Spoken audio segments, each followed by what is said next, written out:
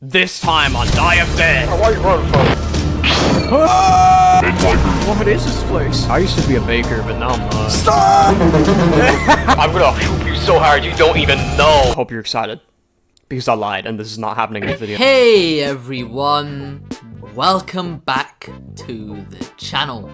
On today's episode of My Videos Keep Getting Demonetized and I Can't Make Any Money, we'll be talking about the new Die of Death update. Wait, what? The Die of Death actually updated? I know. I never thought I'd see the day where the update would actually drop, but here we are. And it's nothing to scoff at either, with the update introducing new abilities, game modes, reworked killer movesets, redesigned maps, and even civilian customization. But does it live up to the expectations we've built up for so long? Did the update fix all the problems with the game that I've been talking about, even when my channel only had 20k subscribers?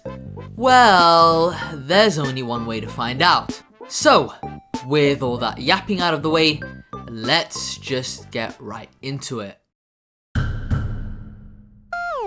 Die of Death's newest update brought in a lot of new features, so it's going to be quite the task to go over every single change they've made this update. But I'd like to prioritize going over the most interesting additions of the update, starting off with the new abilities and synergies. First up, Bugle, a new support ability that makes you take out, well, a bugle, slowing you down as you play it, as well as putting you in a minigame where you have to press the on-screen keys in exchange for decreasing the cooldown for other players' nearby abilities. This buff scales with the amount of keys you've correctly pressed, meaning that you need to focus on completing the minigame correctly as well as being in range of other players.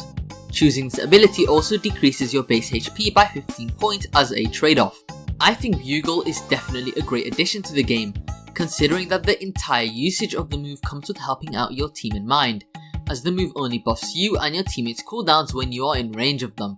The cooldown of it is also pretty long, meaning that you also need to correctly judge when to use it rather than use it all willy-nilly. The low health pool also makes you a very easy target for the killer, just like Caretaker, meaning that you have to work with your team to stay alive. On top of Bugle, there's a synergy it can have with Taunt, Noisemaker, and I genuinely think it's the strongest synergy they've added to the game so far. The first ability replaces Bugle with Drums, making you have to complete 8 minigames in a row in exchange for granting up to 48% resistance and up to 2 times faster cooldowns.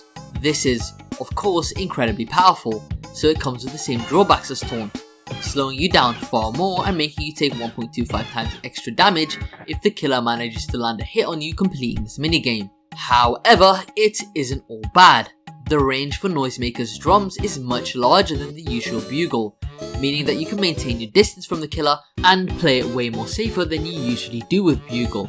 While I'm at it, I might as well mention the Taunt rework, with Taunt now having a radius instead of a slowly expanding hitbox in front of it, and also coming out much quicker. It also now pushes back and ragdolls the killer when used, decreasing the amount of damage everyone else takes by 50% and increasing the damage you take by 50% for a short period of time. If the killer fails to damage you in that period of time, they're slowed down for a few seconds. Taunt has essentially become a semi-stun, giving you a little bit of resistance so that you're able to taunt successfully without immediately dying. I think this rework is way better than the previous iterations, because originally, being completely blinded by Taunt for a long period of time, especially during a chase, was insufferable and barely had any counterplay due to the amount of iframes it gave the Taunt user.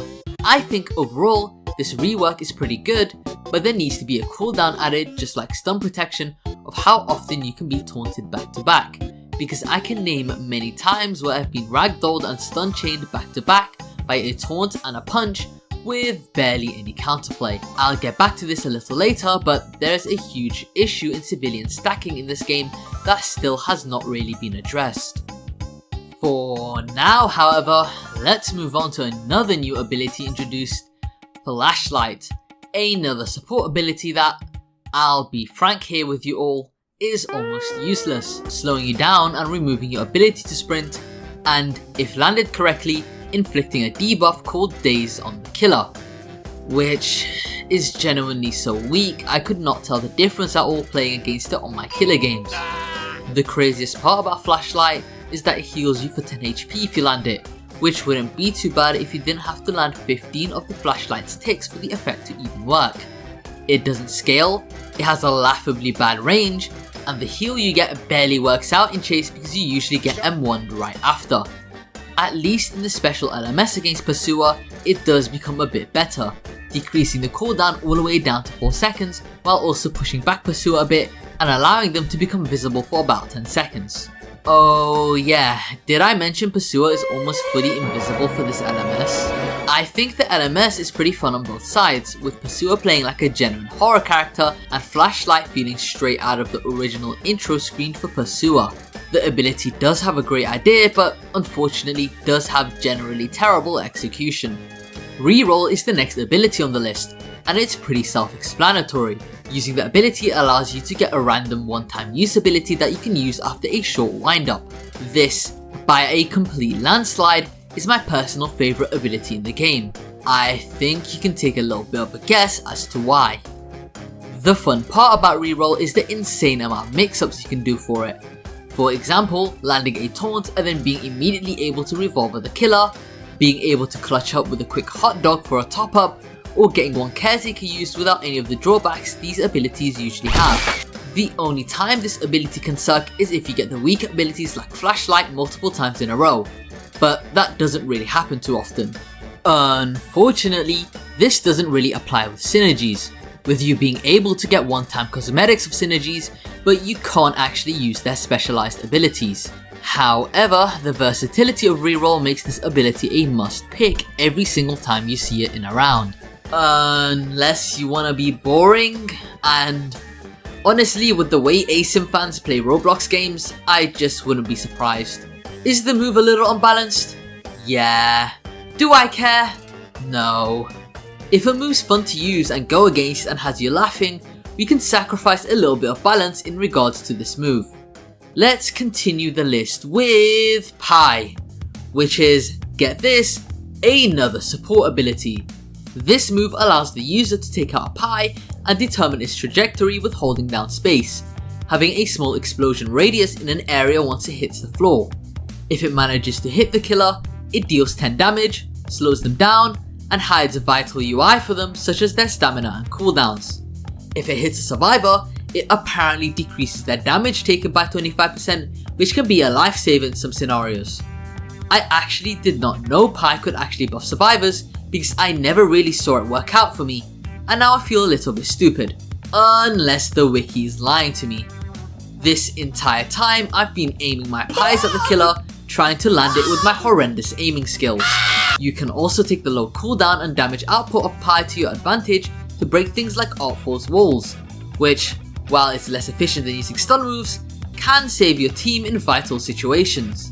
Honestly, this move is mostly fine, but the fact that it uses space instead of holding down mouse click to aim is my biggest problem with this move. And now for something completely different. Dragon Dudes 3, Imponed, has a similar debuff and team buff move with Mad Milk, and he simply just holds down his attack with mouse clicking.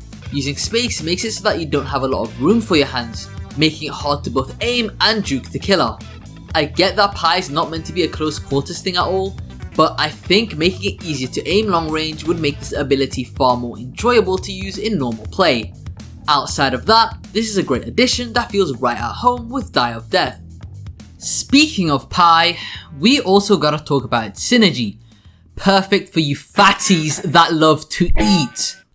Anyways, Sweet Tooth is Hot Dog and Pie's synergy that changes the former by decreasing your max HP by 7 each time it's used, rather than increasing the size of your hitbox. On the plus side, it heals by 30, which is much more substantial.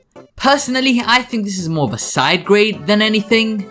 I personally prefer the base Hot Dog ability due to it having a cap, though it is worth pointing out that Sweet Tooth's cake would most likely be better for being in last man standing and when you need a more powerful heal. The synergy for some reason is one of the hardest to get in the game, with it taking me over 40 games back to back just to get footage of it. I was about to give up and get footage of it on a private server because, oh my god, why is the game like this? But at the end of the day, I got the footage. Overall, not too much to write home about. A few abilities also got tweaked in this update. some almost being entirely reworked, and others that just got a few minor changes here and there. Starting off with dash, it now has an additional feature allowing you to drop kick the killer if you collide with them during your dash, sending them back quite a bit. This changed a huge issue with dash, with it being a useless survivalist ability that provides nothing to the team outside of self-benefit. But this change to make dash interact with the killer more, as well as it now making you trip if you have 25 stamina or below, has made dash a way more fun move to play against as killer and to use as survivor.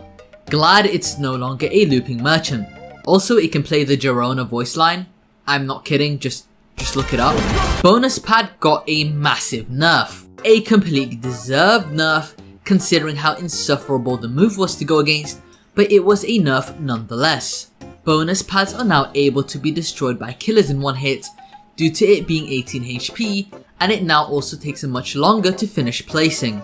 This has mostly solved the brain dead playstyle of how one singular bonus pad ruins your entire round, but stacking for this move is still incredibly insufferable. Again, I'll get back to this in a later section. Cloak also got a bit of a nerf, which I'm pretty surprised by considering how the move already kinda sucked previously.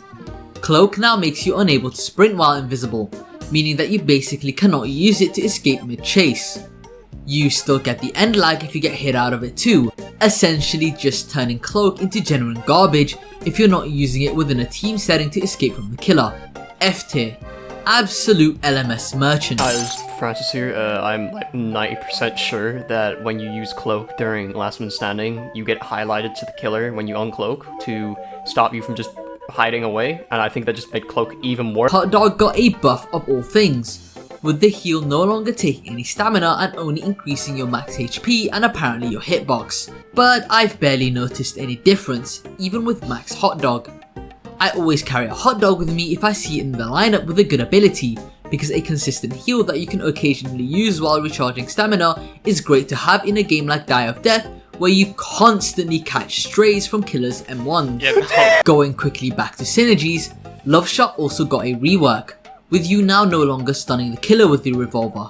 You fire 3 shots back to back, with each shot locking the killer's abilities and healing you for about 5 HP back, adding up to 15 total HP. Its AoE can also heal teammates. Still a great synergy that's fun to use, only now having the drawback of requiring way more skill to use. Good changes overall, but Revolver in general is so much harder to land in this update due to the amount of nerfs it got with the freedom of aiming and end lag. Adrenaline is another ability that was reworked this update, and honestly, not too much was changed about it. First off, they reduced the amount of end lag you get when the move ends, which is already a great change that makes it so that you don't instantly get punished for trying to escape chase with, well, a literal getaway option. I don't know why you could immediately get killed with the old version of Adrenaline, it really made no sense. Another change the move got is that it can now buff teammate speed if you run into them for a short period of time. This is such a good change because Adrenaline is now far better at being a team player, and these sort of reworks are the stuff I want to see out of Die of Death's changes in the future. Cloak. Overall, Survivor gameplay is definitely incredibly enjoyable now, but there are many oversights with balance, such as a sore lack of stacking nerfs within regular gameplay, especially for supports such as Pi and Caretaker. Before people try to argue that Die of Death is RNG and it would be unfair to introduce stacking nerfs for the survivors, don't forget that majority of the time in ASIM games, you don't know what your teammates are going to play, so stacking nerfs barely even affect you as a survivor in the first place. With all that said, that should be all of the new content for this update for the survivors. I know it was a pretty long list, but hey, I managed to get through it, so if you've gotten this far into the video, you're probably enjoying it. You might as well drop a like and subscribe to the channel while you're at it. I'm trying to get to 72,000 subscribers by the end of this week, and we're basically already there, so it doesn't hurt to subscribe at all. Fresh meat. Let's move on to the killer changes and reworks now, starting off with Pursuer. Its most obvious change is the Howl rework, changing it completely from a radius around him to instead an incredibly slow large projectile that shoots out in the direction of wherever the mouse cursor is facing, applying the same slowness debuff while also highlighting any survivor's hit. On top of the debuff the survivor gets, this move also heavily speeds up Pursuer. This change was essentially to make Howl less of a brain dead move to use and easier to avoid for survivors, so I'm mostly fine with this. Stalk also had a few changes, now not draining any stamina when you're invisible, as well as changing Howl and Cleave into Chomp and Lunge respectively during Stalk, with both serving respective roles. Chomp has a wide hitbox, usually good for civilians that are usually standing still or moving slowly, while Lunge is more useful if the survivor is actively running, each dealing significant damage. Using these moves affects your cooldowns for both Howl and Cleave, so you need to keep them in mind when using them. If you don't have them off cooldown when you start using Stalk, Stalk starts to boost your cooldown speed so that you're able to use them faster. Sometimes it may be worth it to just de-shroud instead of using one or the other, especially against trickier survivors who may predict a Chomp or Lunge.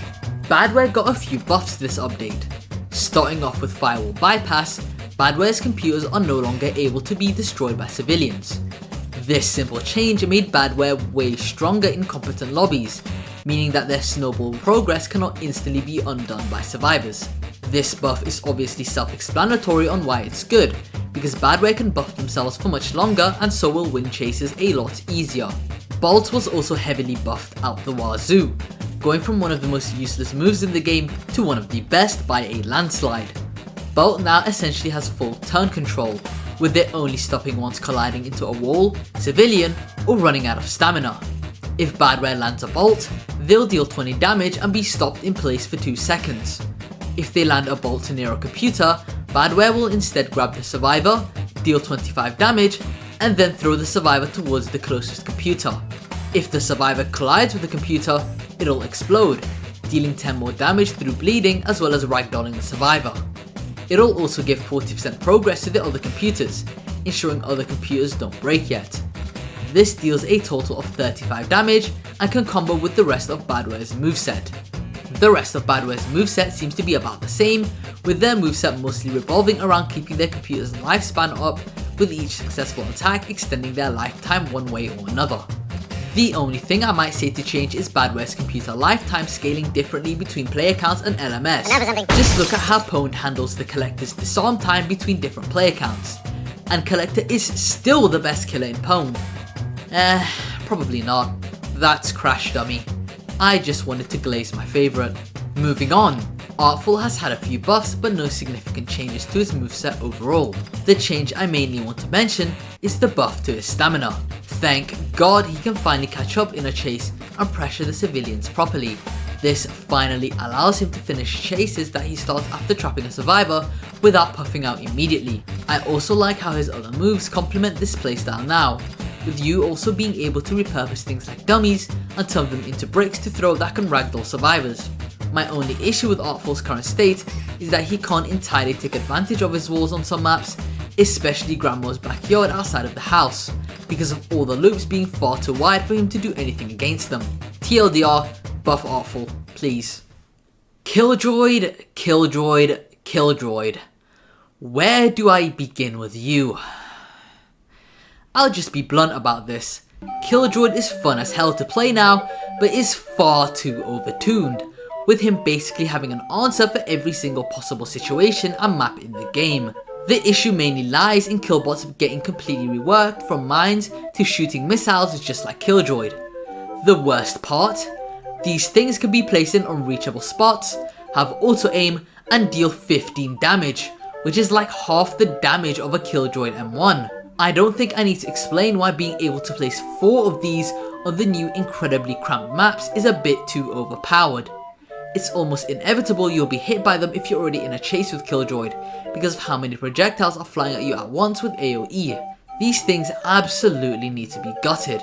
I love the concept of them firing missiles as well, but the damage or limit to how many you can place needs to be changed as soon as possible.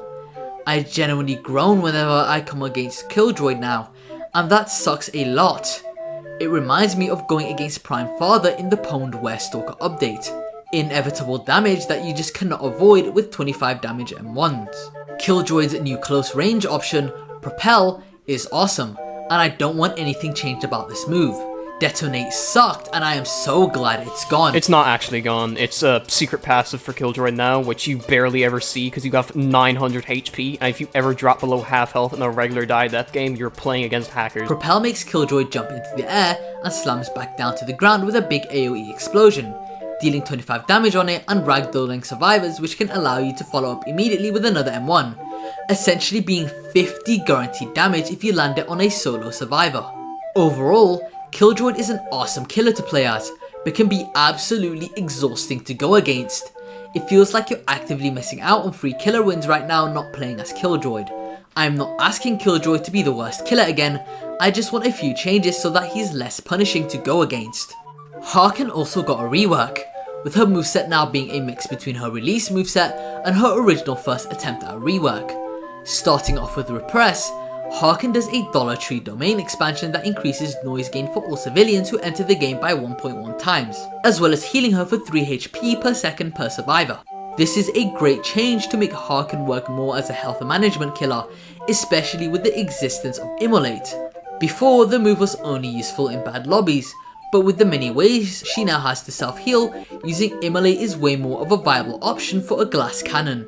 Harken can also now manually enrage herself using the enrage ability, requiring a baseline of 35 noise. This is far smaller than the original baseline for her getting automatically enraged.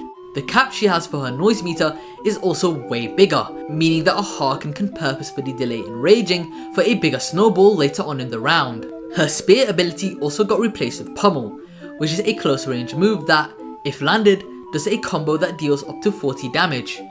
If used on a marked survivor, it deals 25 more damage.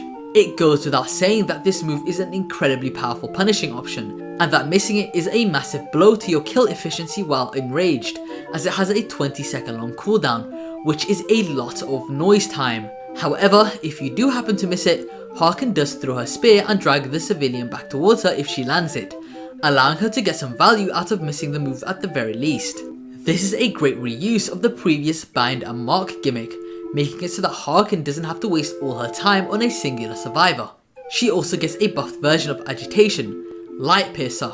This summons 15 shockwaves rather than the usual 10 and does 20 damage on impact, with a survivor taking tick damage of 5 every 0.25 seconds if they still touch the fire. This move is great for zoning survivors and trapping them mid-chase, allowing you to fully make use of your rage mode. Overall, Harken's rework, while releasing quite bumpy, has become much fairer on both ends, with her feeling both great to play as and fun to go against. Good changes to a killer who sorely needed it. I went from absolutely despising playing as her to actively looking forward to playing as her, which is a common trend with a lot of the killer changes in this update. Now, let's move on to game modes. Moving on to the new game modes that I'll quickly go over, let's talk about Firebomber. Firebomber is a great introduction that I think is my favourite new mode in Die of Death, being a deadly game of hot potato where you're basically meant to avoid being the one infected. If you do not give it to another player in time, you blow up and die. You can throw your potato for an AoE attack to infect them, coming at the cost of losing time for you to infect someone else if missed, or manually swing at somebody on a short cooldown to try and shift the potato onto them. It's a tense mode that's a great party game to play with friends on a private server, and Sudden Death has both a banger track and incredibly tense gameplay. It's everything I wanted Die of Death to lean into this update, pretty much only being held back by the game's terrible hitboxes. Die of Death team, please make more modes like this. I don't want this shit on my head! Another new mode is Golf, and it's alright, I guess. I expressed my concern with this before on Twitter, but my main issue with this mode is that while it does have a fun gimmick on paper, it doesn't have a lot of the more chaotic elements that make Die of Death such a fun async to play. With special modes becoming so rare now, getting Golf in a public lobby feels like sort of a drag. The gimmicks that it has seems fun on paper, but with Die of Death's hitboxes, you're going to be spending majority of the time wondering why you can't hit a golf ball right in front of you. And not to mention all the weird collision hiccups this map can do, with it either dropping you or the ball off the map with pretty much no warning. I can see why people maybe like this mode, but with how rare game modes are now, it just isn't really for me. 5 out of 10. One bounce is always a great time, with both sides scrambling to win. However, I don't think I've seen a survivor win in this mode outside of HQ for a really long time now, due to the map changes essentially gutting a lot of loop spots. This makes it so that the survivor is essentially forced to tank hits, and with killers like Artful and Badware, this strategy isn't all too viable. Still fun to play, but I think a big common thread across this update are all the maps. I'll get back to this later. Die Nation is peak and is, in my opinion, one of the most fun modes in the game. I do feel like the zone moves way too fast now though, with killers like Killjoy winning super easily due to Flight having basically no counterplay as other killers. Though that doesn't apply to me when I play Harken because I won easily. I'm the GOAT. He stood on a staircase for 90% of the match, by the way. Double Trouble and Gunslinger are unfortunately nothing burgers, with Double Trouble being a massive drag for both sides due to all the nerfs and how annoying LMS is against two killers, and Gunslinger has either the killer wipe in 3 seconds due to the lobby being idiots, or the killer dying 3 minutes into the round after running away from the survivors all day. These modes need some extra spice to them as soon as possible. Evil Scary is pretty good, but can also be quite annoying with all the new patterns that it has, but I don't really care for it that much because of how rare it is to get in the first place. Anyways, that should be all of the modes. Let's move on now. Oh boy, where do I even begin here? Wait, how many times have I said that phrase in the past few uploads of my channel? You know what, just don't question it. Anyways, Die of Death's map selection has already been infamous in the past for its poor gameplay on both ends, be it random dead ends in HQ Basement or massive loops in the old version of Temple. Simply put, my biggest hope for the Overhaul update, above all, was for the team to address all the issues I've had with the map design. Unfortunately, this update leaves much to be desired in that department. I asked my YouTube channel members what they thought was the worst part about the Die of Death update, and they all replied with one common thread: the maps. The whole house hates the maps. The best comment from my channel members that described the issue the best here is from Time to Try. Quote, map balancing. Probably the main thing holding the game back right now.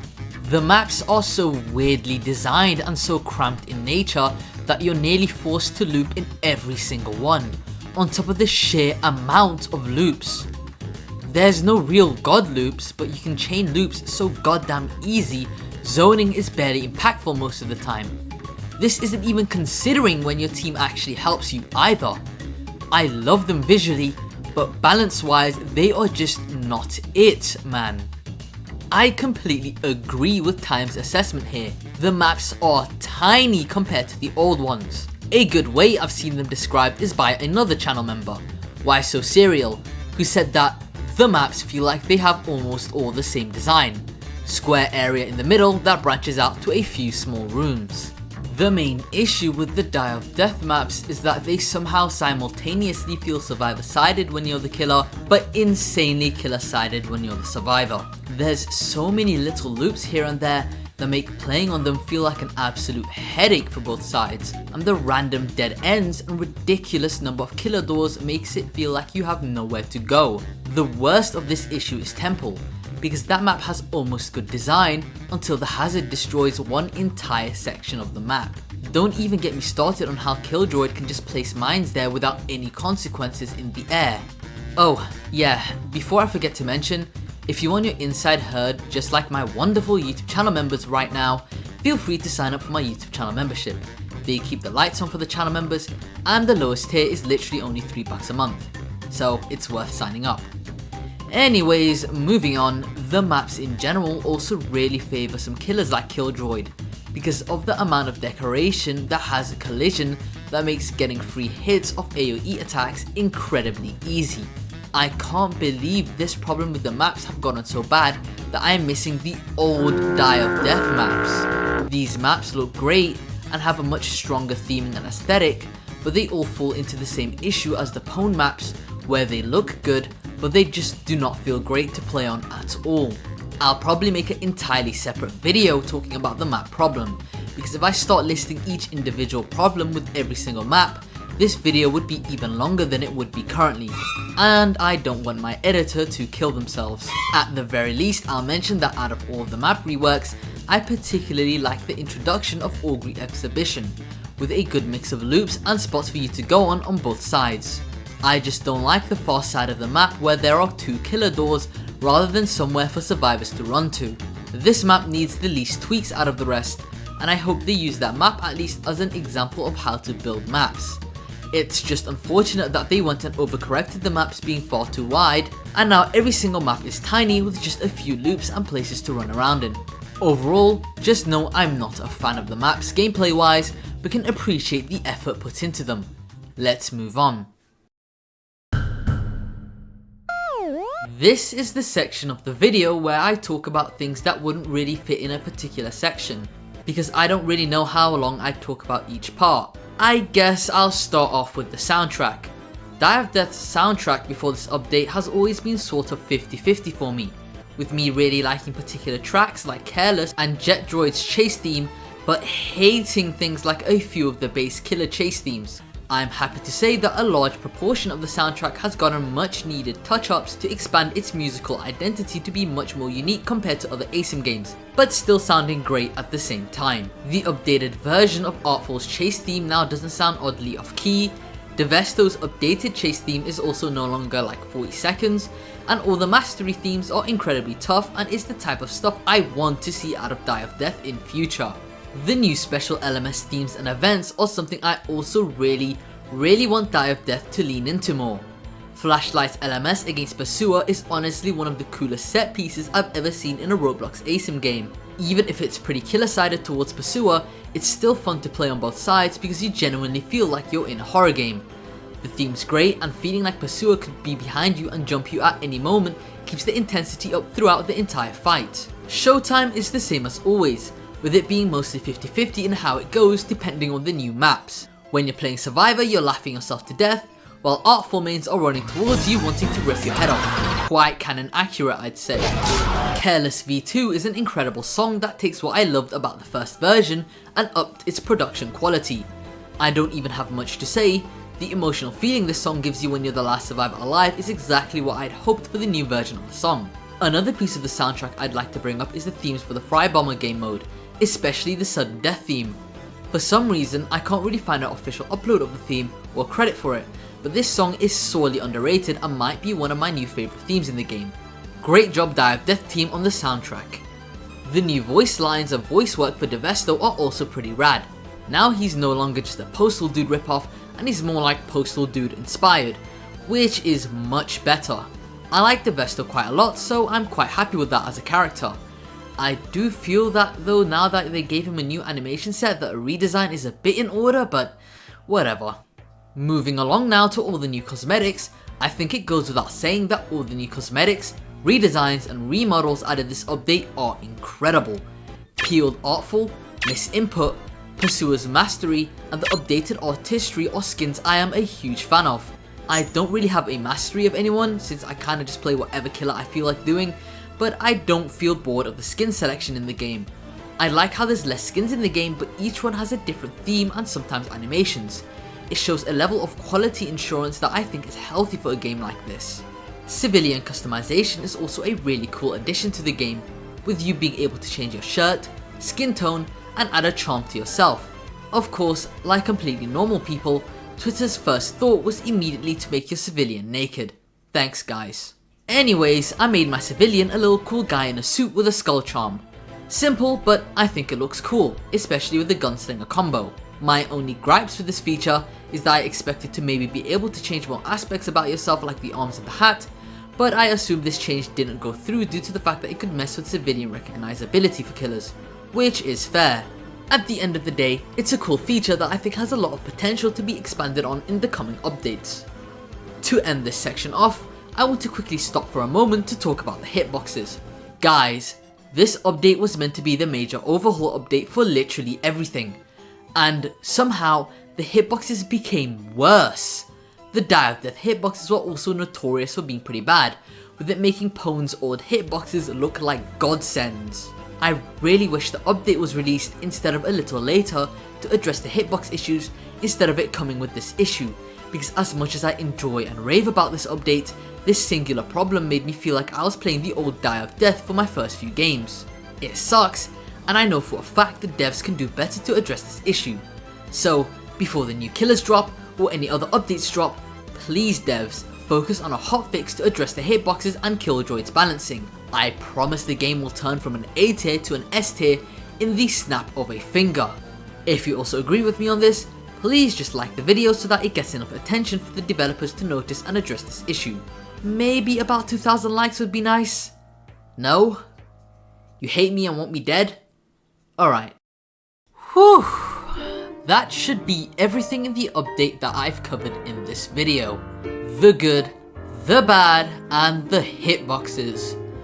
Overall, the Die of Death update has a lot of really good changes that have bumped it up on my tier list from a C tier to a high A, with the only things that are holding it back being balance flaws, like the maps, civilian stacking, hitboxes, and Killdroid's current balance state. However, all is not lost in regard to this issue, as in a matter of hotfixes and small updates, they should hopefully become nightmares of the past. Again, a lot of this video may have seemed like nitpicking, but I heavily enjoyed this update and I'm glad Die of Death is finally beginning to reach the potential we all knew it could. Source510 and his team are definitely incredibly talented, and that's been made obvious this update, so props to them for the great work. Anyways, with all of that being said, that's probably gonna be where I'm gonna end off this incredibly long video. Sorry Francis, I really did not mean to make your job any harder than it needed to be. If you ended up enjoying this video, make sure to drop a like and subscribe to the channel. I'm trying to get to 80,000 subscribers before the end of July, and all your support allows me to stay motivated and make videos you guys want to see just like this one. If you really want to support me further, you can also join my YouTube channel membership. You get to see stuff early, be in my videos, and suggest topics before anybody else. It's literally only $3, which is about the price of a coffee cup. So it doesn't hurt to just sign up to help me out. This has been SharkyLeo, thank you once again for watching, and I'll see you all in the next one. Bye bye.